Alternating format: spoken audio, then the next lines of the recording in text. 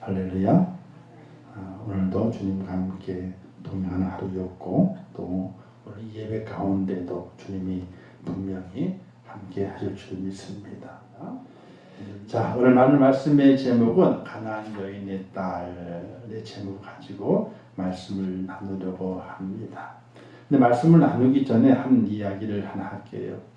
중국 당나라의 관리 누사덕이라는 사람이 있는데, 누사덕, 이 사람의 마음이 아주 넓기로 넓은 마음을 소유한 사람으로 이게 소문이 났어요. 사람은요, 돈이 많은 게 중요한 것이 아니에요. 권세가 있는 게 중요한 것이 아니에요. 마음이 넓어야 돼요.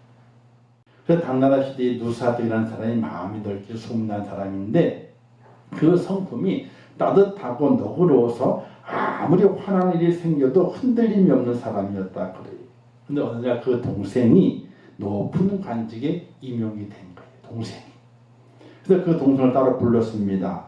이렇게 말했습니다. 우리 형제가 함께 출세하고 황제의 총애를 받으면 남의 시샘이 클 터인데 너는 어떻게 처신하겠느냐 이렇게 물었어요. 그러니까 두 형제가 높은 관직에 올라가 있으니까 주변에 지를 다 해먹고 있네. 이렇게 황제 총애를 받고 있으니까 시선을 받잖아요. 그럴 때 어떻게 하겠느냐 이렇게 물었답니다. 그래서 동생이 말하기를 남이 내 얼굴에 침을 뱉더라도 화내지 않고 그 침을 닦겠습니다. 이렇게 형에게 동생이 말을 했답니다. 그러자 형이 동생의 조언하기를 이렇게 조언했대요. 침 같은 것은 닦지 않아도 그냥 두면 자연히 마를 것이야. 화가 나서 침을 뱉었는데 그 자리에서 닦으면 더 크게 화를 낼 것이니 닦지 말고 그대로 두는 것이 좋다. 이렇게 동생에게 당부를 했대요. 그래서 나온 고사성어가 타면 자건, 자건이라는 말이 나왔답니다. 타는 침자예요. 침을 면전에 뱉으면은 스스로 마를 건자거든요. 스스로 마를 때까지 그냥 두라. 타면 자건이란 사자성어가 나오게 되었는데, 침을 뱉었는데 그 자리 침을 닦아버리면, 화를 안 내 닦아버리게 되면 상대방이 화를 더 낸다는 거예요. 침을 뱉었을 때 그냥 침 묻은 채 가만히 두라 이거야. 침 정도야 조금 있으면 자연 바람에 싹 말라버리게 되니까 더욱더 그 사람에게 화를 돋구지 않도록 하기 위해서는 침을 그대로 두어야 된다. 여러분 그럴 수 있겠어요? 근데 우리 주님 말씀하시잖아요. 오른뺨을 치면 어떻게 하려고? 왼뺨을 돌려대라. 왼뺨을 돌려대라. 자, 이 땅에 살아가게 될 때에 우리의 마음이 너그러우면 나중에 존경을 받아요. 너그럽지 못하게 되면요, 아무리 이 땅에 잘 살았다 할지라도 너그럽지 못하게 되면은 존경은 받을 수 없어요. 저 사람 잘 사네, 뭐 잘 살았다, 그냥 이렇게 편하게 사네, 부자로 살았다, 이런 이야기를 할지언정 너그럽지 못하게 되면은 존귀함을 받을 수 없다는 사실이에요. 그 의미를 잘 깨닫고 우리가 살아가면 좋겠다 생각이 듭니다. 이게 이제 오늘 나오는 여인의 그 마음과 또 연결되기 때문에 말씀을 드렸습니다. 자, 예수님께서 두로와 시돈 지역으로 가셨습니다. 그 전에는 예수님께 예루살렘에서 계셨었거든요. 그 예루살렘에서 시도와 두로인 지로 쭉 올라가시면서 그 지역에 가셨을 때에 가나안 여인이 나타나게 됩니다. 시도와 두론 성으로 들어가기 전에 그 주변 지역에 들어갔을 때에 가나안 여인이 뒤를 따라오면서 나를 불쌍히 여기소서, 그리고 내 딸이 흉악한 귀신에 들렸나이다 라고 간청하게 됩니다. 근데 예수님께서는 뒤도 안 돌아보셔. 그런데 여인이 계속해서 소리 지릅니다. 나를 불쌍히 여기소서, 내 딸이 흉악한 귀신에 들렸나이다 라고 소리 지르게 되니까 누가 귀가 아파요? 제자들이 귀가 아픈 거예요. 제자들이 말하기를 예수님, 이 여자가 뒤에서 소리 지르는데 참 귀찮습니다. 어떻게 좀 해결해서 보내시지요. 이렇게 제자들이 예수님께 이야기를 하게 된 거죠. 즉 문제를 해결해 달라는 것입니다.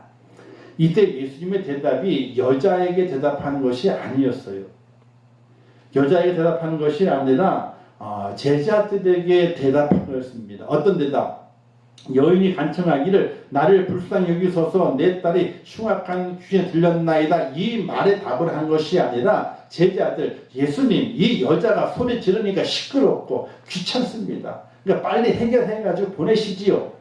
보내시지요. 이렇게 주님께 물었는데 예수님이 대답하기를 나는 이스라엘의 잃어버린 어린 양 외에는 보내심을 받지 아니했다. 그러니까 저 여자와는 나와는 상관이 없다라고 제자들에게 말했던 것이. 왜냐하면 그 당시 가나안 여인, 즉 가나안 약속의 땅에 7족속이 살고 있었는데 그 7족속 중에 가나안 족속도 포함되어 있습니다. 하나님께서 그 7족속을 이제 정복하게 될 때, 가나안 땅을 정복하게 될 때에 이 가나안 족속에 대해서 7족속에 대해서 어떻게 하라고 신명기서에 말씀하신 것이 있어요. 이 가나안 여인은 가나안의 후손이거든요. 노아의 세 아들이지 않습니까? 함과 셈과 가나안, 그죠? 함과 야벳과 뭐죠? 갑자기 셈과 그 다음에 함의 후손이 가나안이거든요. 근데 함이 어떻게 했어요? 아버지 하체를 보고 아버지 빨개 벗었대. 아버지 빨개 벗었대. 아버지 술 취해가지고 해빌레 하고 있대 하고 놀렸는데 나머지 두 아들이 아버지 하체를 뒤로 살짝 덮어드리는. 나중에 그 사실을 알고 함이 그렇게 했다는 얘기를 듣고 저놈의 함은 노아가 저주를 내리게 됐죠. 저들은 형제들이 종이 된단 말이지. 이렇게 저주를 내렸습니다.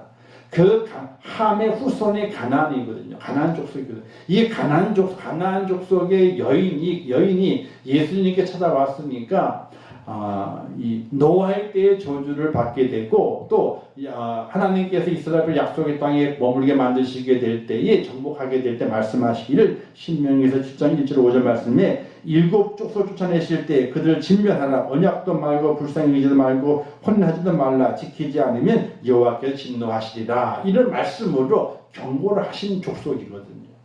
그래서 예수님께서 그 당시는 그걸 잘 지키는 유대인 사회였기 때문에 그것을 빗대어서 저 여인은 나보다 상관이 없다. 왜? 하나님의 진노를 맡은 족속의 여인이기 때문에 상관이 없다라고 하나 주님께서 외면하셨다는 사실이. 근데 그 주님의 여인의 간청은 계속되죠. 자, 그렇게 그 소리를 들었습니다. 누가? 제자들도 들었고 여인도 들었습니다. 그럼 여러분 같으면 어떻게 할 거예요? 에이 더럽다. 우리가 뭐라고? 당신들은 특별한 사람들 버린 사람들이냐? 사람의 생명이 똑같지 말이지? 버럭버럭 소리 지르면서 돌을 던지지 않았으면 다행했고요. 우리는 그렇게 했어요. 하고도 남아요. 그런데 이 여인은 그 말을 들었음에도 불구하고 자기에게 한 말이 아니었어. 제자들에게 한 말이었거든요. 근데 가까이 서니까 그 말을 들었거든. 그 말을 들었지만 또 어떻게 합니까? 예수님께 바싹 가까이 오게 되는 거예요. 그 전에 주여 나를 도우소서라고 주님 불렀을 때는 멀리 뒤에서 외쳤지만은 주님께 예수님에게 그렇게 말씀하시는 그 순간에 그 여인이 주님 앞에 납작 절을 하고 이렇게 말하지 않습니까? 주여 저를 도우소서. 저를 도우소서. 그래서 주님께서 더 냉담하게 말씀하십니다. 이때는 제자들에게 한 말이 아니라 여인에게 한 말이. 제자들에게 할 때는요, 하나님의 말씀의 법을 지켜가면서 말씀을 했어요. 나는 이스라엘의 잃어버린 자를 찾기 위해 온 것이지 다른 데로 이방인들을 위해서 저 여인을 위해서 온 것이 아니다. 이렇게 제자들에게 그래서 그 여인을 물리쳐라 라고 주님께 제자들이 말씀하신 것이었는데 그 말씀이 끝나자마자 이 여인 주님께 딱 엎드리는 거예요. 그러자 이제 주님의 답의 대상이 바뀐 거예요. 제자들이었다가 이제는 여인에게 바뀌게 된 거죠. 근데 여인에게 말씀하시게 될 때에 더 냉담하게 말씀하세요. 이렇게 말씀하시죠. 자녀의 떡을 취하여 개들에게 던짐이 마땅치 아니하다. 마땅하지 않다. 자, 자녀들의 떡을 취하여 개들에게 던지는 것이 마땅하지 않다. 그 당시 개라고 하는 의미는요, 속어입니다. 속어. 우리가 그 선생님을 옛날에 그 빗대 얘기를 할 때 꼰대라 그랬거든. 야, 꼰대 온다, 꼰대 온다. 이렇게. 그죠? 선생님 온다 안 그랬어. 야, 꼰대 온다, 꼰대 온다. 이렇게 합니다. 그게 속어예요. 선생님을 높이는 것이 아니라 낮추는 속어인데 그걸 많이 사용했거든요. 그것처럼 이 개라고 하는 건 그 당 유대 사회의 개는 이방인들을 지칭하는 소리, 속어였어요. 어떤 속어? 저들은 개와 같은 사람들이야. 개와 같은 사람. 왜 개와 같은 사람이었느냐? 그건 이제 다음 장에 나오겠지만은 개는 있잖아요. 그 당시에 가장 부정한 짐승이었어요. 사람과 가까이 있음에도 불구하고 가장 더러운 짐승에 속했어요. 왜 그런가 하니 개는 자기가 먹은 것을 토해내잖아요. 그 토해내는 것을 다시 먹는 게 개였어. 다른 짐승은 절대 먹질 않거든요. 토해내는 걸 먹질 않아요. 근데 이 개는 토해낸 것을 먹고 사람이 싸는 똥을 먹는 것이 개였다. 그래서 개를 가장 부정하고 불결한 짐승으로 봤어요. 그래서 유대 사회에서 이방인들은 가장 불결하고 부정한 사람이다. 이렇게 인식해서 속으로 말하게 될 때 아이고 저 개 이렇게 이야기했던 거예요. 근데 주님께서도 그 거룩하시고 고명하시고 존귀하시고 거룩의 본체를 갖고 계신 그 주님께서 그 입으로 뭘 말씀하시느냐? 개를 말씀하세요. 얼마나 냉정해요.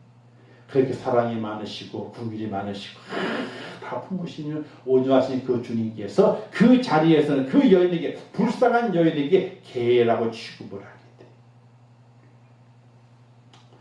오늘날 같은 날이 나죠. 멱살 잡는 게 뭐예요? 명예훼손으로 고소할걸요 아마요. 자, 근데 그 여인이 어떻게 합니까? 여인이 인정을 하게 돼요. 이게 참 어려운 거예요. 그 여인이 그 예수님의 그 소리, 내가 온 것은 내 자녀들의 떡을 자녀들에게 주기 위해 온 것이지 그 자녀들 떡을 개들에게 주기 위해 온 것이 아니다.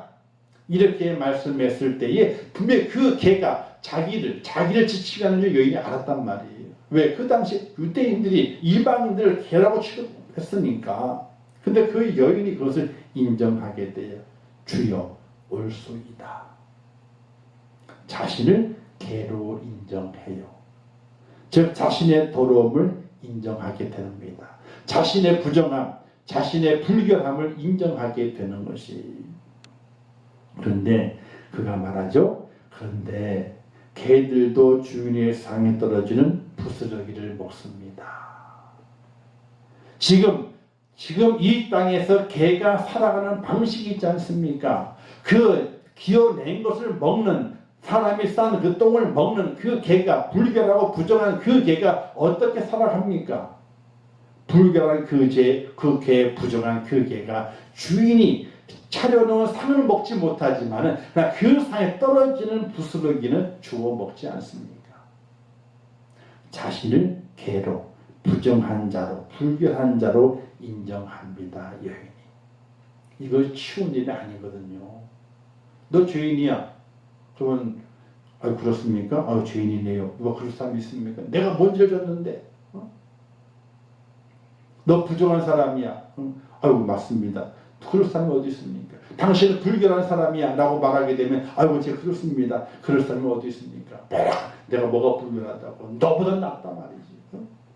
이럴 사람이 천지인데, 아니 다 모든 사람들이 다 그와 같은 성품을 가지고 있음에도 불구하고 이 여인은 주님께서 개로 취급하게 될 때에 주여 올소이다. 그렇지만 개들도 주인의 상에 떨어지는 부스러기를 먹나이다. 자녀에게도 아버지가 있듯이 개에게도 주인이 있는데 그 주인은 바로 하나님이십니다. 자녀에게 아버지가 있듯이 개에게도 이방인 불결하고 부정한 그 개 같은 이방인에게도 주인이 있는데 그 주인은 바로 하나님이십니다. 이방인의 입에서 주인이 하나님이라고 고백하는 그 고백을 예수님이 듣게 되시게 됩니다. 그러자 주님께서 이렇게 말씀하시게 되죠. 내 믿음이 크도다 내 소원대로 되리라. 금방 주님이 따뜻해지셨어요. 주님께서는 그 여인의 믿음을 보시기 위한 것이었다고 할 수 있겠지만은 사실은 그 여인의 믿음을 보기 위한 것이 아니라 그와 함께는 많은 제자들과 많은 무리들이 이 여인의 행태를 바라보고 그들 속에 어떤 믿음이 존재하고 있고 어떤 믿음의 깨달음이 있어야 할는지를 아시기 때문에 보여주시기 위해서 이 여인을 그렇게 냉담하게 대했다는 사실이에요. 여인의 믿음이죠. 문제 해결을 위한 간절함이 있었습니다. 그죠? 자기 딸을 위해서 이방인인데 불구하고 주님을 불러 세웁니다. 또한 철저하게 하나님 앞에서 자신을 인정합니다. 자신이 개와 같은 존재임을 인정합니다. 즉 부정한 자, 자신의 허물과 죄를 인정하게 되는 그런 고백이 있는 여인이 됐습니다. 우리가 죄를 지어도요, 참 정치인들이 못된 게 뭐냐면은 죄가 완전히 밝혀져야만이 그때서 아이고 잘못했습니다 그래요. 그들은 밝혀지기 전까지, 확인되기 전까지는요, 발뺌하는 것이 정치인들의 그 수단이에요. 무조건 발뺌이에요, 일단. 왜? 끝까지 가보자 이거야. 그때 밝혀지게 되면, 그때서, 아이고, 잘못했다 그러고, 아이고, 책임진다 그러고, 그러잖아요? 밝혀지기 전에는요, 이 속에 있는 자기의 죄를 드러내지를 않아요. 사람이 살아가는 동안에 최선의 삶의 수단은요, 정직이에요. 아무리 큰 잘못을 저질렀어도 정직하게 그건 제가 한 일입니다. 잘못했습니다. 용서해 주십시오. 딱 하면요, 그 다음에 뒷말이 나올 일이 없어. 정직은 그 다음에 뒷말이 안 나오게 돼 있어요. 정직하지 못하게 되면요, 뒷말이 무성하게 되고 자신도 계속해서 거짓말을 생산해내야 되기 때문에 범민의 고민에 빠지게 되는 거예요. 정직하게 되면요, 진술서를 100장을 써도 똑같은 거예요. 근데 거짓말을 하게 되면요, 진술서를 한 장 하나 쓸 때마다 다 틀려 내용이. 왜? 거짓말이기 때문에. 거짓말은 기억에 남질 않아요. 내가 경험하고 정직한 것은 기억에 남아서 정확하게 기록을 쓸 수 있어요. 근데 거짓말은요, 기록을 남길 수가 없는 거예요. 자, 이 여인이 주님 앞에 정직하게, 주님께서 당신은 개와 같은 존재이라고 말했을 때에 그래서 인정했어요. 그렇습니다. 나는 부정하고 불결한 이방인입니다. 이렇게 인정을 했어요. 인정한 다음에는 할 말이 없어요. 인정했는데 더 이상 뭘 말할 거예요? 인정하게 되면 그 다음에 할 말이 없는 거예요. 인정하지 않으면 더 큰 말이 생겨나게 되지만요. 오늘 우리 이 말씀을 통해 깨닫는 것이 그리스도인이 되는 길은 어떤 길인가를 깨달을 수 있게 되는 것입니다. 철저하게 자기를 인정하는 것이 있어야 되고 부정하는 것이 부인하는 것이 있어야 돼요. 정확하게 내 자신이 인정하는 것이 있어야 되고 내 자신이 부정하는 것이 있어야 돼요. 그래야지 바른 그리스도인이 되는 것이. 자, 예수님께서 이 가난한 여인 정말 불쌍하잖아요. 자신의 딸이 흉악한 귀신 들려가지고, 여러분, 남자가 귀신 들리게 되면은 별 흉한 꼴을 많이 안 봐도 괜찮아요. 근데 여자가 귀신 들리잖아요. 이건 보통 집안 망신이 아니에요, 사실은. 아니, 아무 데서 못 벗어. 남자가 있건 여자가 있건 상관이 없어, 그냥. 아무도 못 벗어. 저도 먼저 있던 교회에서 그런 일이 좀 있어서 이제 기도하고 그래서 귀신을 쫓아내고 같이 이제 합력해가지고 그런 경험이 있거든요. 보통이야. 담임 목사님하고 저하고 신방 변호사하고 셋이 붙었는데도 집에 사는데 따뜻하네. 그 담임 목사님이 그냥 교회를 꾸고 가자. 가지고 포박하듯이 해가지고 교회를 꾸고 지하실 딱 갖다 놓고 그래 시작하는 거예요. 지하실에서. 근데 결국은 귀신이 나가고 쉬면서 정상으로 돌아왔어. 근데 이 여자가 귀신 들려가지고 이게 버둥거리게 되니까 이 잡을 때도 마땅치 않고 이게 막 그냥 복잡한 거예요 이게 그냥. 그리고 막 그냥 옷을 벗어. 그리고 사랑한다 그러고 그냥 덤벼들어 그냥. 혼자 있어 큰일 나는 거다 그러면 이게. 그러니까 사랑한다 그러고 덤벼들고 막 안고 뭐 그냥 막 뽀뽀하고 그냥 난리요. 이게 보통 아무에게나. 그러니까 이 여인이 자기 딸이 흉악한 귀에 들렸으니까 얼마나 그 마음이 상처를 받고 힘들겠어요. 근데 예수님이 분명히 그 여인의 삶을 아실 거란 말입니다. 아심에도 불구하고 냉정하게 그 여인을 다 자꾸만 밀어내시게 되는데 그럴수록 그 여인은 더 가까이 주님께 다가오게 돼요. 왜 그런 그 환경을 만드셨냐는 거예요. 예수님께서. 그냥 그 여인을 고쳐주기 싫어가지고 그 여인의 믿음을 보기 위해서 그렇게 하셨느냐. 단 그 여인의 믿음만 보기 위해서. 그렇지 않다는 거예요. 그런 환경을 만드신 것은 그곳에 함께 와 있는 제자들과 다른 무리들, 그들에게 그 현상을 바라보면서 그 말을 듣고 그 능력을 바라보면서 거기에서 깨닫게 하고 뉘우치고 변화되는 놀라운 역사를 일으키시기 위해서 그와 같은 일을 만드셨다는 사실이에요.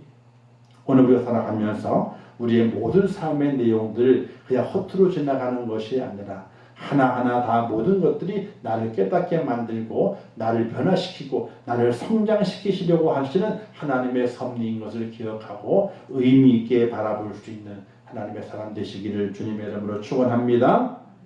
첫 번째가 철저하게 자기를 인정해야만이 그리스도인이 됩니다. 뭘 인정하느냐? 허물과 죽었던 나라고 하는 것을 인정해야 돼요. 나는 살아있지만 살아있는 것이 아니다. 허물과 죄로 죽었던 나다. 이 죽었던 것은 현재적인 모습이 아니라 미래적인 모습이에요. 허물과 죄가 많으면 어떻게 됩니까? 죽는 거예요. 지옥 불구덩이 속에 빠져가지고 영원히 죽는 겁니다.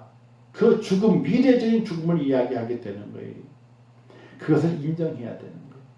그것이 어떻게 왔느냐? 본질상 나는 허물과 죄가 지금 허물과 죄가 있지만 본질상 나는 허물과 죄를 가질 수밖에 없는 하나님의 진노, 본질상 진노의 자녀였다는 거예요. 축복의 자녀, 생명의 자녀가 아니라 하나님의 진노를 받는 자녀였다고 하는 것을 내가 인정을 해야 돼요. 이게 인정되지 않으면요 안 돼요. 근데 이 인정이 언제까지 가야 되느냐? 죽을 때까지. 사람의 속에 있는 악한 것은요 파릇파릇하게 살아나게 됩니다. 허물과 죄로 죽었던 난데가 계속해서 일어나게 돼요. 그러면 내 스스로 하나님 인정해야 돼요. 하나님, 허물과 죄로 죽었던 나였습니다. 본질상 나는 진노의 자녀였습니다. 이것을 매일매일 인정을 해야 돼요. 그걸 인정하지 않으면요 이 죄가 일어나요. 지금 제가 발판 그게 이렇게 시멘트로 발판 만들어 놓은 게 있거든요. 어떤 데는 잡초가 좀 큰 잡초가 있어요. 거기 보게 되니까 그 돌을 시멘트 돌 조그마한 거에 무게가 있는 거거든요. 팔은 누를 수 있는 거거든요. 근데 그게 하나가 뿌쩍 올라와 있어. 이게 배터리 밑에서 그 이파리 큰 풀이 있잖아요. 그게 올라오면서 그걸 들어 이렇게. 이야, 너무 힘이 세네. 그래서 그 돌을 찢어낸 다음에 그걸 뽑아버리고 다시 덮어놨는데 돌까지 올리더라고. 돌까지 올려. 삐져나가 또 자라게 돼. 이와 같이 허물과 죄가 내게 있음을 철저하게 얘가 인정을 해야 돼요. 인정을 해야 돼요. 그 인정이 있어야지 그리스도인이 되는 것이고, 두 번째는 부인하는 것, 부정하는 것이 있어야 됩니다.